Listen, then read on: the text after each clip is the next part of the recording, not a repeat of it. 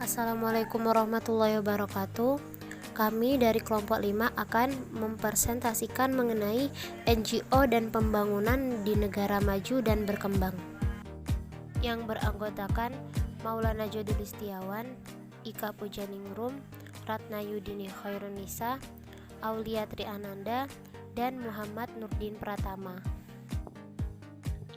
Non-Governmental Organization atau yang disingkat dengan NGO secara umum merupakan sebuah organisasi yang didirikan oleh perorangan atau sekelompok orang yang bersifat mandiri dengan sukarela memberikan pelayanan kepada masyarakat umum tanpa tujuan memperoleh keuntungan. NGO jika di dalam bahasa Indonesia adalah lembaga swadaya masyarakat yang disingkat menjadi LSM. Kemudian, pengertian pembangunan. Pembangunan adalah usaha atau rangkaian kegiatan usaha pertumbuhan atau perubahan yang terencana dan dilaksanakan secara sadar oleh suatu bangsa dan negara serta pemerintahan dalam rangka pembinaan bangsa. Tujuan utamanya adalah untuk meningkatkan taraf hidup masyarakat. Agar rencana pembangunan dalam suatu negara dapat berhasil, maka diperlukannya dukungan dan perhatian dan partisipasi masyarakat dalam segala hal guna mencapai tujuan demi kesejahteraan bersama. Karakteristik NGO. NGO memiliki kemampuan untuk bertindak sebagai aktor yang memiliki berbagai perencanaan untuk melahirkan sebuah perubahan. NGO juga dapat menjalankan perannya dalam bentuk pemberian berbagai ide di kawasan tujuan yang bersangkutan. NGO juga dapat memberikan berbagai kontribusi dalam membuat kebijakan ataupun berbagai peraturan yang baru. Selain itu, NGO memiliki kemampuan dalam melakukan proses monitoring terhadap pelaksanaan aturan oleh pemerintah setempat. Dalam mengatasi masalah global tersebut, seluruh pihak wajib untuk ikut berpartisipasi dalam menanggulangi atau memberikan berbagai ide untuk meminimalisir permasalahan tersebut. Kemudian yang selanjutnya adalah NGO dan negara maju.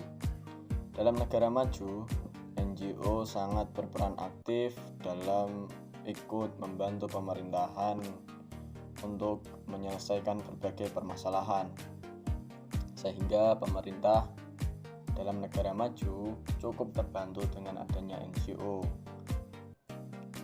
Berbeda halnya dengan negara berkembang, di sana pemerintah layaknya single factor dalam mengentaskan kemiskinan. Ini tidak terlepas dari kualitas sumber daya manusia yang ada, dan mungkin saja NGO di sana belum memiliki kredibilitas dan kepekaan yang tinggi dalam ikut menyelesaikan berbagai permasalahan pembangunan dalam negaranya. Namun begitu, NGO juga berperan sebagai aktor ketiga yang membantu mengentaskan berbagai permasalahan elementer dalam suatu negara termasuk dalam pembangunan. Berikut ini adalah berbagai macam kegiatan ataupun peran yang dimainkan oleh NGO dalam ikut membantu dalam pembangunan maupun mengentaskan kemiskinan. Peran yang pertama adalah menciptakan inovasi. Inovasi yang dimaksud adalah peran NGO dalam membantu pemerintah untuk mengentaskan kemiskinan ataupun membantu menjalankan pembangunan dalam suatu negara. Hal ini dikarenakan NGO memiliki banyak inovasi yang diperlukan dalam suatu negara sehingga dapat membantu pemerintahan dalam mengentaskan berbagai permasalahan. Yang kedua adalah fleksibilitas program.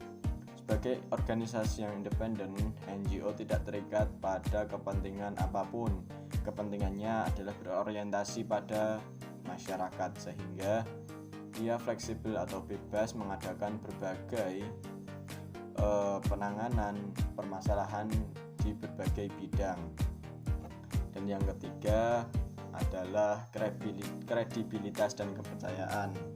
Dalam hal ini, NGO dipercaya untuk mengemban tugas mengentaskan kemiskinan dan pembangunan karena NGO dianggap memiliki kemandirian dan membentuk struktur pengelola organisasi yang baik, yang dilandaskan oleh prinsip-prinsip profesional, kompetensi, dan keadilan serta reliabilitas.